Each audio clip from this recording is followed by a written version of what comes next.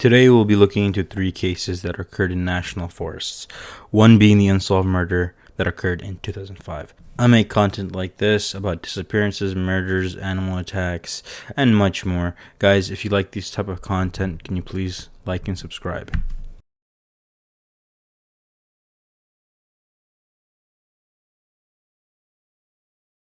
Our first disappearance is about Drake Kramer. He was 21 years old and living in San Antonio at the time of his disappearance.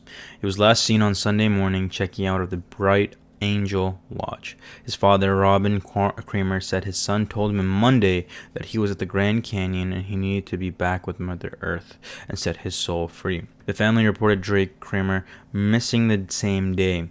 Drake had been to the Grand Canyon before with his aunt. At that time, he had made a post on Facebook about wanting to stay there. He also made other posts about places he wanted to visit before he died. Drake Kramer is described as having brown hair and blue eyes. He is 5 feet 7 inches tall and 140 pounds. Our next disappearance case is about Derek J. Luking. Derek was born in Northern Virginia and was a graduate of Johnson University in Knoxville and worked as an orderly for Peninsula Behavioral Health Center. On March 15, 2012, 24-year-old Derek Luking didn't show up for work, and his calls to his cell phone went unanswered. When a mutual friend alerted roommate Ryan Molden that Derek hadn't arrived at work that morning, he called Derek's family. His family traveled from their home in Virginia through the night to Tennessee.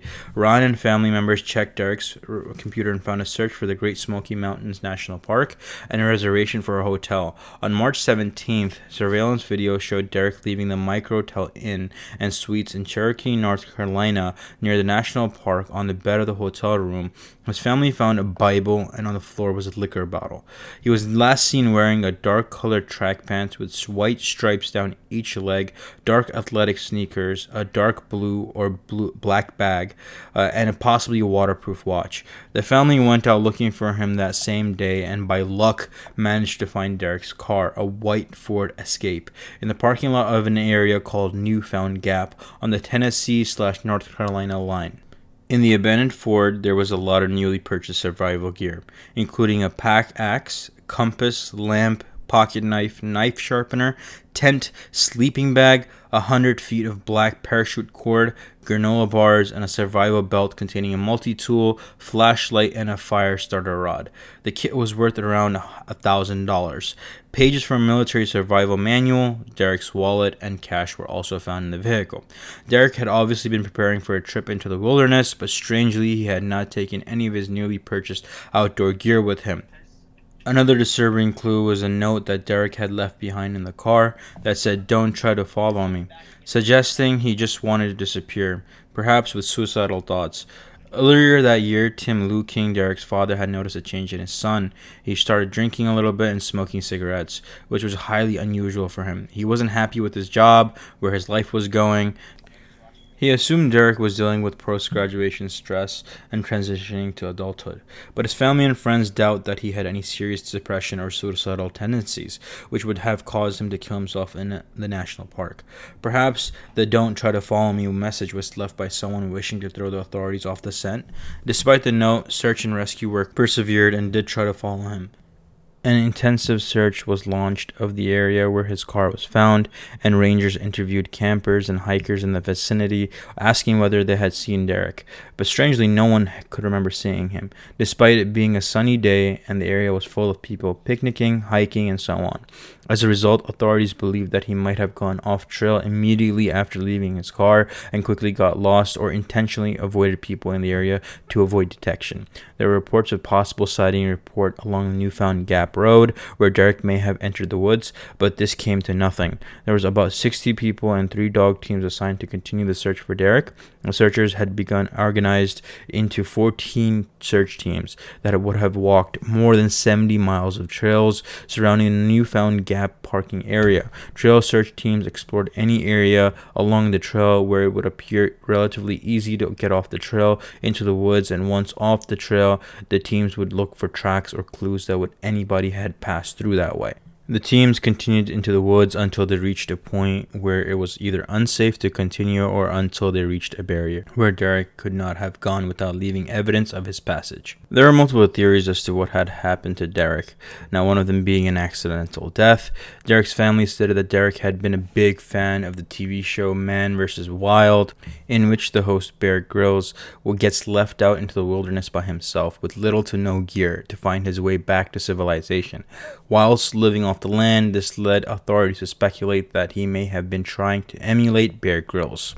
Could Derek have suddenly decided to leave his own equipment behind to make things more challenging like in the TV show? Unfortunately, according to his family, Derek was not particularly experienced with the outdoors. So if this was his decision, this was very foolhardy, as even experienced outdoors people can struggle in the Smoky Mountains National Park. Now, this also brings up a question. Why did he spend so much money on buying equipment if he wasn't going to use it? Also, why didn't he call into work sick or a vacation when he knew that he was going to go on this trip? Another theory is that Derek went off to commit suicide. The family has stated that the day he disappeared was the 1-year anniversary of the death of his grandfather, with whom he had been close. But if he was planning to kill himself, why buy all that expensive new survival gear?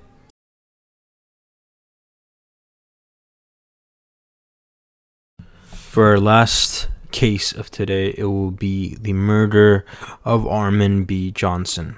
On the morning of April 13, 2005, a passerby of Hawaii Volcanoes National Park found the body of 44-year-old Armin B. Johnson. He was wearing a tank top, shorts, socks, and slippers about 100 yards off the Mamalahoa Highway. Hopefully I said that right. According to investigators, a single gunshot to the back of the neck had killed him. The area where he was found was also the likely murder location. There was no evidence that suggested his body had been moved, nor was there any effort to conceal the body. After 18 years, Armin's killer has never been found, and a motive for the crime has not been determined.